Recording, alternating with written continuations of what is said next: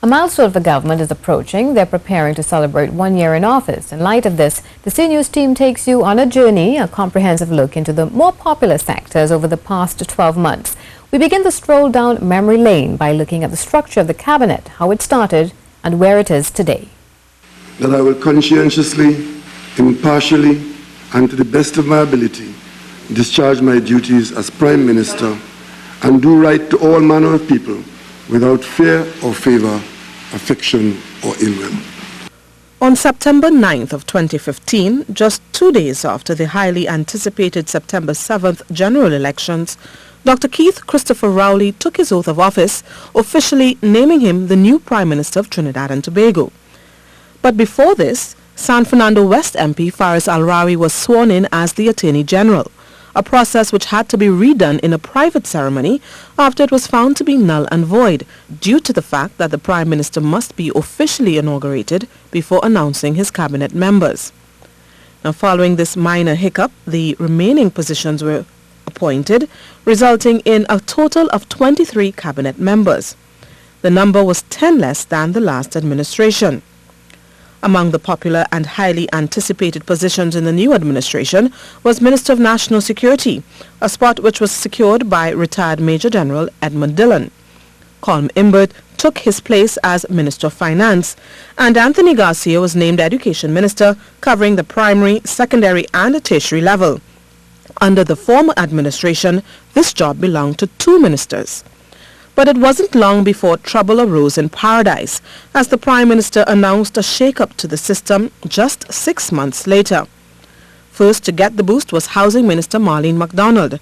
The axing came after it was found that Miss MacDonald broke the parliamentary rules, hiring common-law spouse Michael Carew and his brother Lennox at her constituency office. The parliamentary guidelines clearly states immediate family to the minister must not be employed at their offices. Her position was filled by someone quite new to the party, MP for San Fernando East, Randall Mitchell, who formerly held the post of public administration. Since taking on his new role, he remains most known for this small slip-up. I live in the hospital. I want a house. And this switch resulted in 2 existing ministers now owning double posts. Mr. Mitchell's old portfolio was assumed by Communications Minister Maxie Cuffy, who to this date heads both ministries. And secondly, Stuart Young, who was initially named Minister in the Office of the Attorney General, has also adopted the title of Minister in the Office of the Prime Minister. There's no telling whether Dr. Rowley will follow in the footsteps of his predecessor, who in her 5-year term instructed a staggering 25 switch-ups. But if there's one thing that's sure, more changes are on its way. Prime Minister Dr. Rowley has announced a second shake-up is just around the corner. He made the revelation just a few days before the 1-year mark, saying he intends to make some adjustments after the national budget. Dr. Rowley was tight-lipped, however, and has not yet hinted who, what, when, where, or most importantly, why. Guess we'll have to wait and see. Stacey Ann Providence, CNews. Well, it's 2 days away from government's 1-year anniversary in office, and the conversations have begun at all corners, assessing their performance over the last 12 months. We took to the streets to hear from you, the public, whether government receives a pass or fail. Here's what some of you had to say.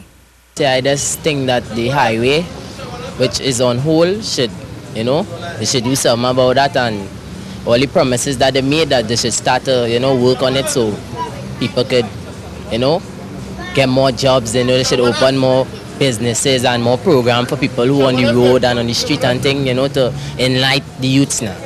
Well, seeing that is 1 year, we still need to give them a chance to get themselves more organized. But as far as it is, I'm glad that they are cleaning up things and getting things in their way. How I look at it, right? They say this thing tax sale place and property tax. Right? You can see wipe out that. Them coming forward and bring them back. There was a change to gates. Yes. Recently. So what are your thoughts on that? Because I'm working now. I was going to TTHDI and I had to stop because gate no longer is proving for TTHDI. Now I have to work and get back my money, and that was real mess. I don't like that.